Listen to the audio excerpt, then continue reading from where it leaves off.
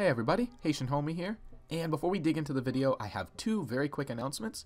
Number one, I have decided that if and when I stream things that aren't exactly Overwatch or Overwatch League related, I'm going to do so from my Twitch. Just the other day we did an Apex Legends stream, actually over the weekend. I really enjoyed it. I actually got 2 wins in a row to kick off that stream, so check it out if you're interested. Twitch.tv/HaitianHomie. The link is in the description. Maybe I'll play Apex or Fortnite or whatever, but that's where I'll be doing non-Overwatch stuff. Anything Overwatch related, I will stream it right here on YouTube. I just want to keep my Overwatch content separate from my non-Overwatch content. Second announcement, I bit the bullet. It's time for the Discord server. I really want to chat with you before, well, today the season starts, so yeah, let's get this. The Discord server link is also in the description. Go ahead, join the Discord server. You'll see the different channels that I've put together for different topics and stuff. And now we dig into this final critical look video. Today we're going to be looking at the last 5 teams that we haven't discussed yet. The Los Angeles Gladiators, the Guangzhou Charge, the Seoul Dynasty, the Hangzhou Spark, and the Shanghai Dragons. Let's kick off the final video in this series, starting with the Los Angeles Gladiators. So the Los Angeles Gladiators have retained most of their key players from Season 1. They have Surefour, Hydration, Bishu, Shaz, Big Goose, and Void all returning from last season. Unfortunately, they did lose Fissure on a trade to the Seoul Dynasty, so they lost their main tank. They released iRemix, Asher, and Silk Thread. All of those considered, I think Fissure is a major loss. Any player that's that impactful. I mean, I think Fissure is a top 3 Reinhardt in the league. That's a hard loss. Silk Thread ended up retiring, so, I mean, they would have lost him anyway, even if they hadn't traded him to the Hunters, I think. Asher and iRemix, I don't see these losses as being big, major losses for them. So on the other hand, let's take a look at who they have picked up instead.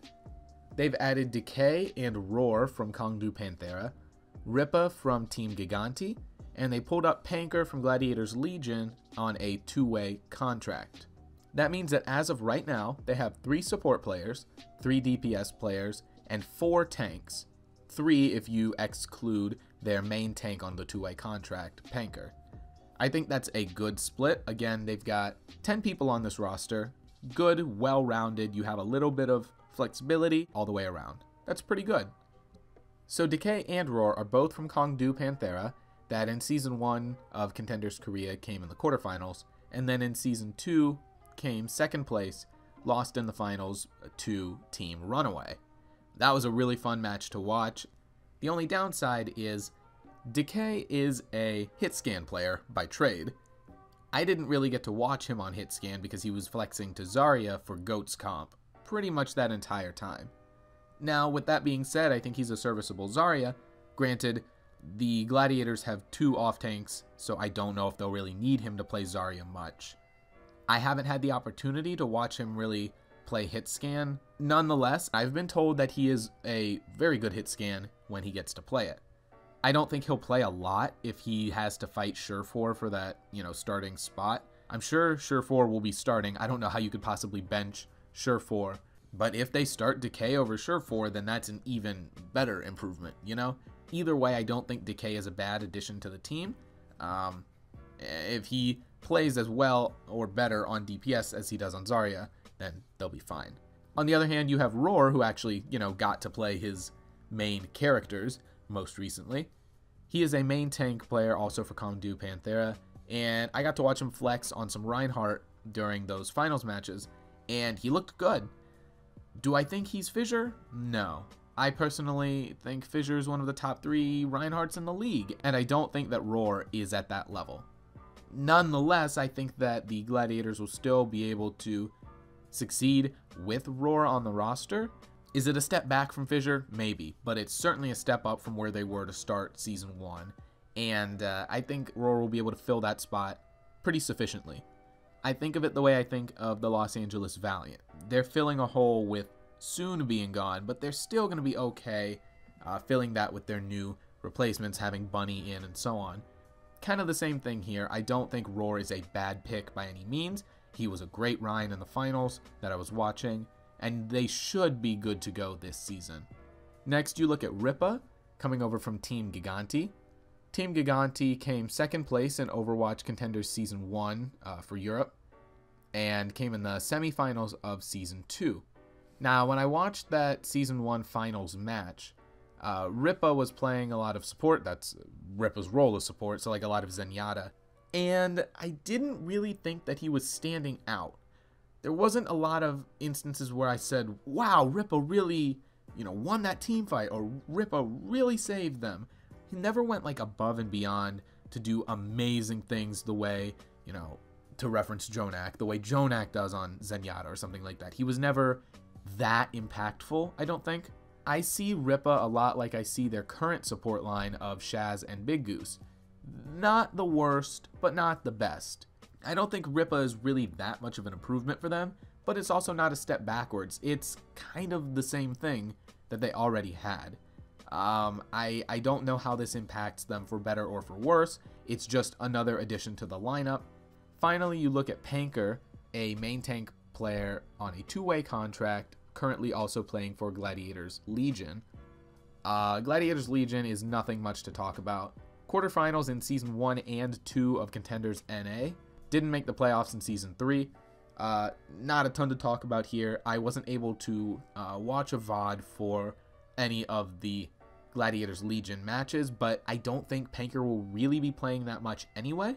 Yeah, it's good to have Panker in the back pocket. It's good to have a spare main tank just in case. But because he's on that two-way contract, I don't see him really playing up unless it's absolutely necessary. All things considered, the Gladiators should still be a stable, solid team. If you have to pick somebody to go to the playoffs, the Gladiators are still a good pick. So I don't think this team looks a lot different in practice than it did, last year. I think they'll end up being about the same. No doubt that they should be fighting for a playoff spot in Season 2. Looking next at the Guangzhou Charge, this is an interesting team because I don't really know what to make of them just yet. I think they have the potential to be good, but I'm not quite sold. Right now, they have 4 DPS, 4 supports, and only 2 tanks. It's probably one of the more interesting team compositions that I've seen yet. Because usually teams will have maybe 1 main tank but 2 flex tanks or 2 off tanks. At least you've got some backup there, right? No, they have 1 main tank and they have 1 off tank. Anything goes wrong with either of your tanks, you've got no backup unless you throw in a support player or a DPS player to do that. Which, of course, in GOATS, some DPS players do play tank, but it's not optimal. It's far from optimal. So that's a little bit of a question mark, but if all things go well, then I think that their players do look pretty good, at least when taking a look at them through that show match against the Seoul Dynasty. But let's take a look at these players and where they come from, what experience they've had, kind of one by one. The one player who does have Overwatch League experience would be Hotba. He is a off tank from the Philadelphia Fusion. He didn't really play much in Season 1, so it's not surprising that he was traded in the off season. Nonetheless, when he came in, he was kind of fun to watch because if he wasn't playing something like Diva, he was jumping over to Tracer, which was really interesting to watch. Not a bad player by any means, but certainly not needed on the Fusion roster, so it's fine that he's come over to Guangzhou. 2 players have come over from LGD Gaming, Eileen and Only Wish. Eileen is a DPS player, and Only Wish is a support player. LGD had some success in Overwatch Contenders China. They came 2nd place, so they made it to the finals in both Season 1 and in Season 2. Now, watching these guys in the show match, again, I'm going to be referencing a lot of the show match versus the Seoul Dynasty. I didn't think either of them looked bad. Guangzhou was swapping off their roster a good bit, so none of the players played a lot during that show match. Nonetheless, they looked tight, well put together. Only Wish wasn't really getting caught out in bad spots. Or Eileen, again, granted, you don't get to play a ton of DPS if you're playing GOATS right now, but neither of these look to be bad players off the offset, at least. We move over to Kib. I'm excited that Kib is on a team, but I'm a little bit concerned as to why he's on the Guangzhou team. So he's one of the only 2 players on this team who have English as a native language. It would be him and Nero. Nonetheless, let's save that talk for later. Let's just look at how he is as a player. Season 1 of Contenders Europe, he was a DPS player for the British Hurricane that came in first place. They did very poorly in Season 2, but he was able to get a spot on the World Cup 2018 team that upset the US and came 4th place overall in the World Cup. So Kib, again, did not get to play much during that show match, but I watched him during, the World Cup, of course, and I was impressed by him. I thought he definitely deserved a spot on a roster, so I'm glad to see him here. We move over to Shu and Nero, 2 guys from Toronto Esports that came 2nd place in the first season of Contenders North America and made it to the quarterfinals in Season 2. Even though Shu played in North American Contenders, he is a South Korean support player, and Nero is a American DPS player. Again, neither of these guys really stood out, and maybe that's because of the challenge they were up against. I feel like I'm going to say that a lot with the Guangzhou players, is I didn't see instances where any of them were really hard carrying their team, except one guy that we will talk about had a big impact. But for the most part, they played their roles very well. Shu and Nero played their roles well, and of course the Pacific Show match ended in a 2-2 tie, so I think the reason that I'm saying that I didn't see a lot of standout play was just because it was very high tier, very competitive play from both teams, and I think that's a good thing.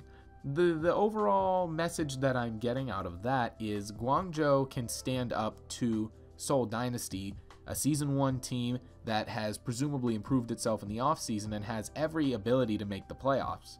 If they're holding their own against a playoff contending team, then that's good news for Guangzhou. None of these players really need to stand out if they're all playing their roles well as a team. But we move on, again, I don't want to get too sidetracked, to the 4 guys who come from Meta Bellum.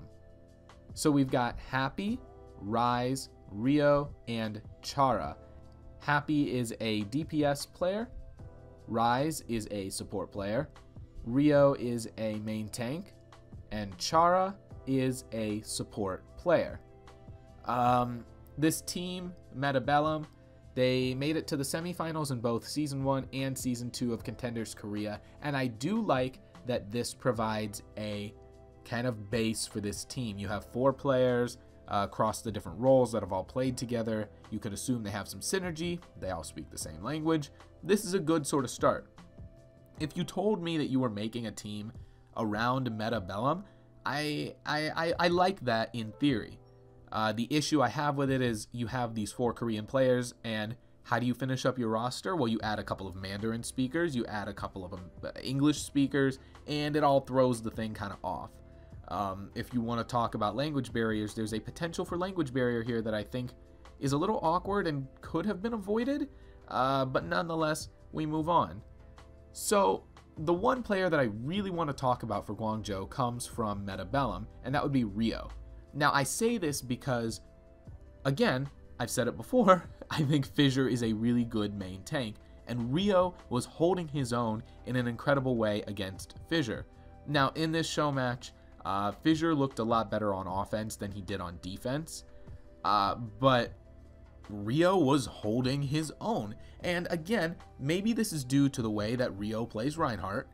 He is a good Reinhardt, period. But I think a lot of it comes down to what I was saying, that everybody on this team knew their role, and they supported him very well. Their supports were healing him very well. Their, whether it was DPS or whether it was tanks, were, helping him with the damage and protecting him. And you had all these players that were basically allowing their Reinhardt to steal the show, if that makes sense. Whether he was defending, a choke on Hanamura or whatever the case may be, he looked strong, as a tank should, and his team allowed him to do that. But anybody who can hold their own against Fissure without, just getting mercilessly rolled looks very good in my eyes. And Rio did that fantastically. Overall, this team has the potential to look good. And off the bat, I think they do look good. Going up against Seoul, even in an exhibition match, is not easy. It's an impressive feat. They were able to do this pretty effectively as a team. My only concern is, this is only a little bit that we got to see them in action. Best case scenario, they could fight for a playoff spot. Worst case scenario, I still don't think they're bottom of the barrel by any means. As I put them in kind of that lower mid-range. I'm interested to see if they defy my expectations and, are a top 10 team, and they could be, but they're not the Chinese representing team that I would choose to be in the top 10 if I had to. Third, let's talk about the Seoul Dynasty. This team is let's just say an enigma. They depressed a lot of people last season, but the hope is that they can come in Season 2 and do much better, and I think they're on track to do that as long as they don't screw it up and shoot themselves in the foot, as they did last season. But let's take a look. Right off the bat, they have 4 tanks, 3 supports, 3 DPS. Again, very, very well-rounded. I really like that. I think that's a very good setup. And they all speak Korean, so you don't have any language barriers. Off the bat, this team looks really good. Second thing is, I think you know who's starting and who's sitting, at least for a lot of the positions. This is something they didn't have last year. You had so many top-tier players that it's like, well, who's going to start? Who's on the bench? We don't know. And that was the problem, is that they didn't have an A team and a B team. They smashed them all together, and there were no synergies. It was always changing, always rotating, and it just did not work. This time, you hope to avoid that. And again, I think they're on track to do so. So let's take a look at who they kept. Zunba, Ryu Jaehong, Toby, Fleta, and Munchkin. I think this is good. Zunba, great off-tank. Jaehong, he's Jaehong. And like a side note about that, a lot of people thought Jaehong was in a bit of a slump last year. I think it was just that the rest of his team made him look bad. Anytime you make Jaehong switch off of Ana and Zen to go play Winston, you're having a bad time. And it's not Jaehong's fault. Fleta, I thought he was a great DPS. A lot of people believe that as well. Munchkin, no problem there. Toby, he should be fine, I think. I don't see much of a problem. And of course, you picked up another support as well if worse comes to worse. The guys who stayed look pretty good. Who did they release? Well, that list is huge. They released Kuki over to the Valiant, Zephyr over to the Mayhem, Miro, looks like he retired, Guido to the Justice, Wakid to MVP Space back in Contenders, and Gambler also retired. That's a long list. That's 6 different people who are no longer on this team. Now for the 5 guys they picked up: Fissure, Michelle, Marvel, Jexay, and Fitz. We don't even need to talk about Fissure. Great main tank. During the show match, he wasn't really starting a lot. He played half of it. Again, I would say that that's probably because they know he's going to be starting, and similar to the preseason of like an NFL game, you don't start your quarterback for the entire preseason game. He's not fighting for his starting spot. I think it's good to let the other guy get some reps in. So that's why I think we didn't see Fissure on every map. He didn't need to be. So who else do we have? Michelle and Marvel both come over from Lucky Future Zenith that were the Season 1 and Season 2 champions of Contenders China. Anytime your team can repeat means you're on the right track. So Michelle is a off-tank player, like a flex tank, and Marvel is a main tank. They both looked pretty good in the show match. Now, I don't think either of these guys are really going to be starting, because you've got Zunba, who I think starts over Michelle in most instances, and I think you have Fissure starting over Marvel. But it's good to have these guys in your back pocket, good backups if necessary, without really, stealing the show, You move over to Jexay and Fitz. Jexay is a support player from Element Mystic. They came quarterfinals of Season 1 Contenders Korea, semifinals of Season 2. He looked pretty good in the show match as well. Again, like I said for Guangzhou, you had a lot of these players that were really supporting their, main tank as one does in a sort of GOATS meta. A lot of these guys were doing good without really standing out. Jexay looks, as far as I can tell, pretty good.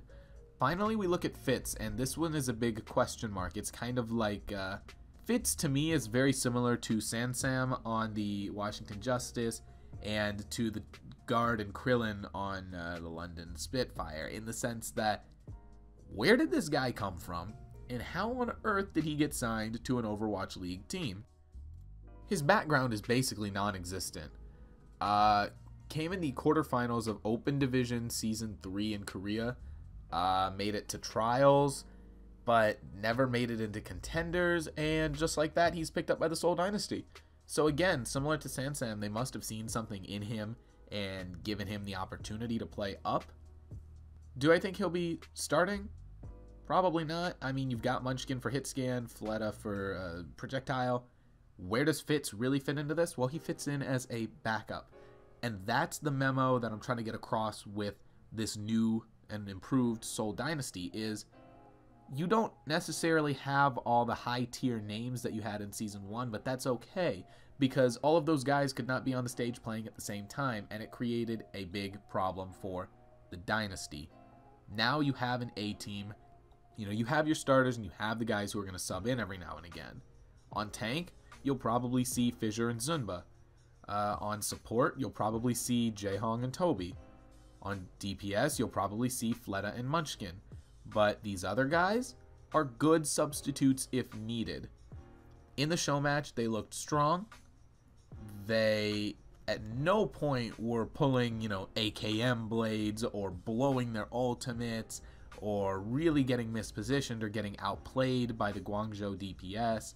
And I finally think that you can put a little bit of faith in the Seoul Dynasty that they could make the playoffs, and they probably will make the playoffs because they have the stability now that they need. And moving forward, that should be a good look for them.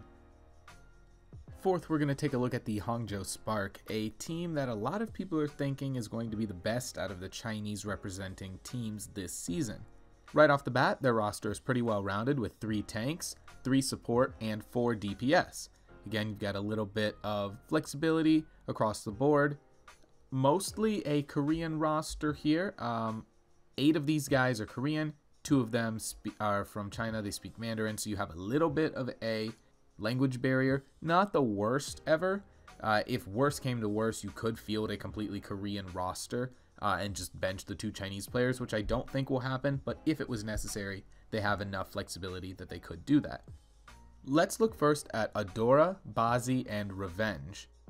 So Adora is a DPS player, Bazi is also a DPS player, and Revenge is a support player, all from 7 Gaming, or 7. 7 was a pretty run-of-the-mill team in Contenders Korea. Season 1, they made the quarterfinals, but in Season 2, they did not qualify and finish near the bottom of the leaderboard. Watching these guys play, though, I think Hangzhou made the right choice in snagging the players that they did off of that roster. Bazi, in the VOD that I was watching specifically, Bazi was just going off on Widowmaker. This is despite the fact that their tank line wasn't very strong. I noticed that the 7 tanks were going down often and quickly, and when that happens, it's amazing that the DPS don't also follow suit. A lot of times Bazi was winning the Widow duels, was consistently getting picks on non-Widow players of the enemy team. It was impressive to see Revenge not getting caught out on Zenyatta all the time, despite the fact that the tanks he was going up against were superior to his, and he had the opportunity to get dived a lot of times. So I definitely think that picking the DPS, especially Bazi, is a good pick. Revenge is a good pick, but mostly I'm interested to see if Bazi can hang in the Widow duels with a lot of these other Widowmakers that I think we're going to see once GOATS meta runs its course. We've got Godsby, Bebe, No Smite, and Rhea, all coming from X6 Gaming. Rhea is like a off tank. Godsby is a hit scan DPS mostly.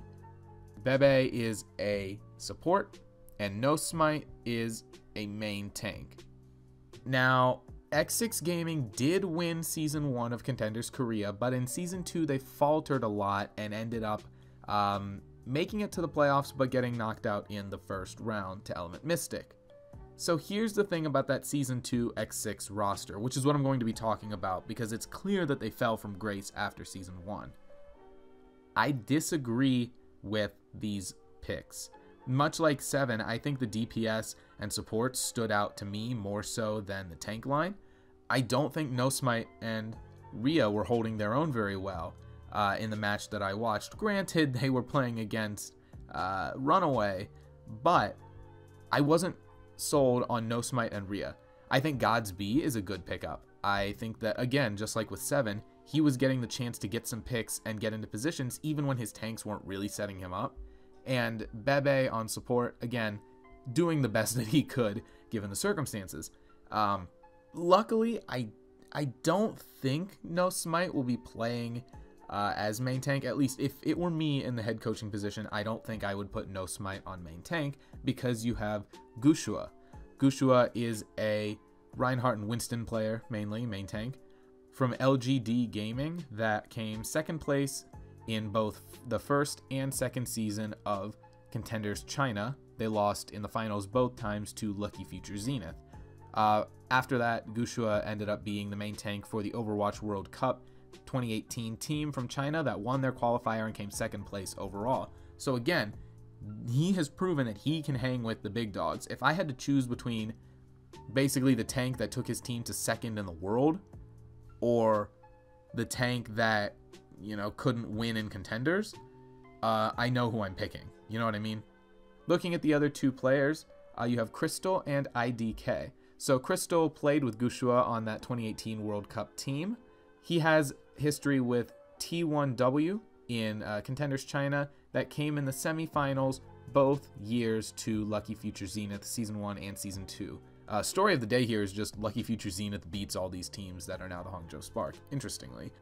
Again, Crystal, after watching him play in the World Cup, I agree that he deserves a spot on the team and he's a good, I would assume, starter. You finally look at IDK, a support player from that Lucky Future Zenith team that ended up winning Season 1 and Season 2 of Contenders China. Again, deserves to be on a roster. So when you look at who they've got, you know, you have IDK, Crystal, and Gushua, who definitely deserve to be starting here, I think. Bazi deserves a spot. Revenge deserves a spot. God's B is a good backup to Bazi, I think. Adora, No Smite, Rhea, I'm less sold on, but I think you have a good enough core with the ones that I am sold on that you don't have to worry so much about the backups. I think the core of this roster looks like it could be strong. The only question I have is, will the Hangzhou Spark management start the people who I think they should start? If they can know who should be starting and make sure that there's no language barriers within the game, I think that this team has the potential from pure skill to be a really strong competitor and maybe fight for a playoff spot this year. Definitely one of the better of the incoming expansion teams. So it'll be interesting to see in that first match, as I mentioned on stream, when they play the Shanghai Dragons, who we're about to talk about. I think that that matchup could really set the tone for the season for both of those teams.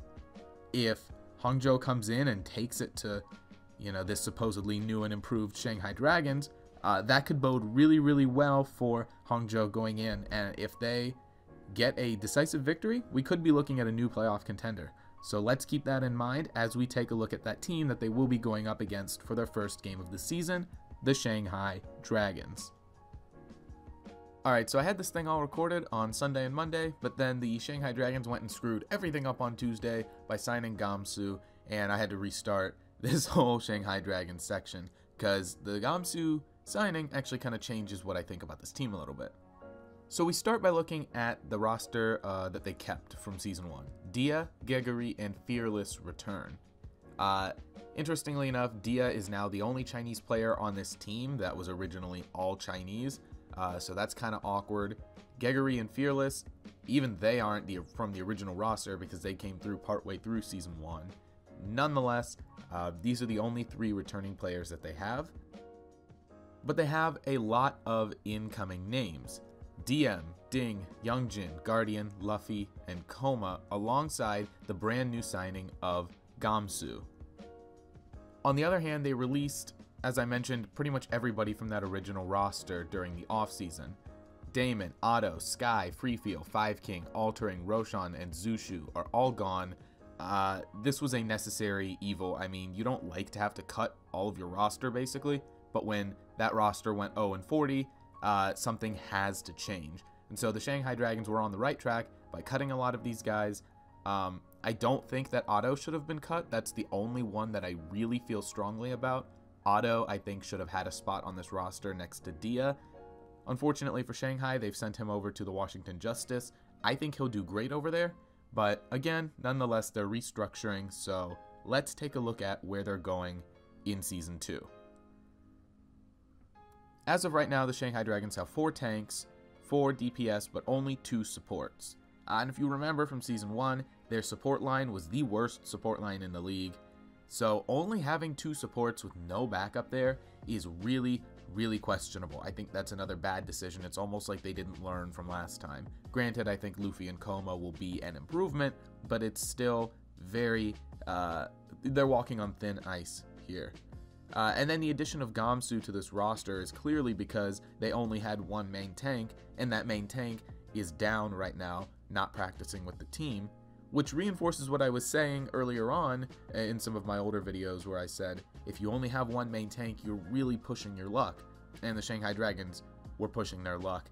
Guangzhou just got added, so who knows how much practice time he's had with this team, but you have to consider that a team that only has 1 main tank is putting themselves in a tough position. Hopefully Guangzhou can get up to speed quickly and help them out, but really what you should be looking at here is that if any problems occur with that support line, you're having to put a DPS in on support. So keep that in mind as we go through this season. The core of this rebuilt roster revolves around Chengdu Panthera.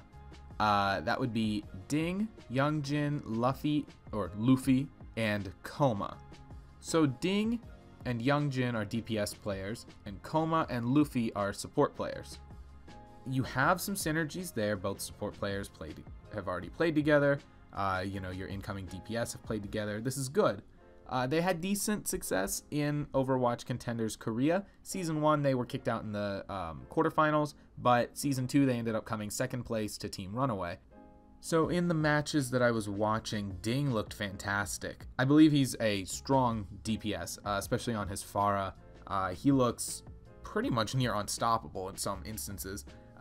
This guy is a stable DPS that I think will be able to go alongside Dia. Youngjin, I didn't see anything in the matches I was watching that would lead me to suggest he's bad for the team. Didn't stand out to me as much as Ding. But again, it's like, you're talking about the Shanghai Dragons. It can't be worse than where they started, you know? Luffy and Coma are a pretty good, average, slightly above average support line. I wasn't overly impressed with them, but again, you can do much worse. I don't have problems with Luffy or Coma, but again, I'm just not like, wow, this is the next, the next big thing. Nothing like that. They're serviceable, they'll get the job done, and again, the Dragons had the worst support line of Season 1. They were so bad. This is an obvious, immediate improvement. Puts them in, I would say, near the middle of the pack for support line. Not their strength, but not bad. DM is a hit scan player who most recently played for Lucky Future Zenith in Contenders China, that again won Season 1 and Season 2. Good pickup for this roster. I don't think you needed to let go of Otto, so I don't think you needed to pick him up in the first place, but I'm not going to hold that over him. Like, oh, you shouldn't be here. It's fine. He's a good player, so it's fine that he's here. I'm just a little sad that they let go of Otto and still confused as to why they did that. Then there's Guardian, going all the way back to Lunatic High. He was part of Apex, but most recently he's been a off tank for Toronto Esports that came second place in Contenders NA Season 1, quarterfinals of Contenders NA Season 2. I don't know as much about Guardian because I wasn't able to watch any of his clips or VODs.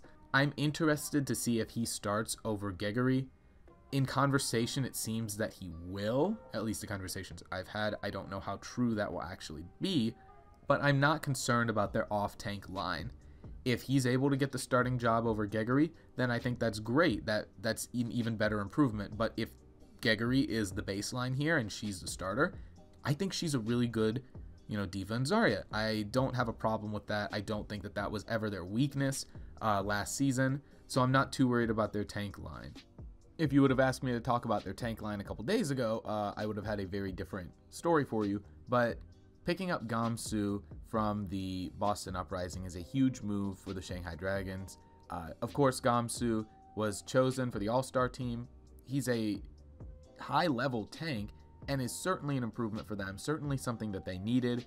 Even if Fearless comes back to the team later in the season, I don't think Guangzhou will be upseeded for that starting spot. This is huge for Shanghai. I think you can't underrate Guangzhou's presence on this team, and given a couple weeks to really get into the hang of it with this new team he's on, they might have a rocky start, but he will come into his own on this team and really help them out after the first couple of weeks. So what is my outlook for the Dragons? It's optimistic. I think Guangzhou adds a lot to the team. I think they have a fine off-tank line with Gregory and Guardian. Their DPS looks good. Dia is good. Ding is good. I think you have enough depth there. My only real concern at this point, now that they've signed Guangzhou, is can their support line hold their own? I think if they sign another support player, maybe two even, you'll be in a much better spot because, of course, if one of them goes down, you have no backups right now. If nothing happens, if everyone stays healthy and with the team, they may now be able to take the spot as the top Chinese representing team. They might even push for a playoff spot. A lot of those people who said that Shanghai is a top 10, they just got a little more weight behind their words now. So let's look out for them. And I really do think that Hangzhou match that they're going to play day one is going to be a huge, fun match. They might finally get their first win, but we'll have to wait and see. So that finally does it for all of these critical look videos where I let you know a little bit about where each player has come from and where I think they are headed in this upcoming season. Don't really know quite yet what this video will be next week. I will continue to upload Mondays and Thursdays. What would you like to see? Is there a specific type of content that you're looking for? Would you like me to kind of recap a specific game or give insight into, how a certain matchup went?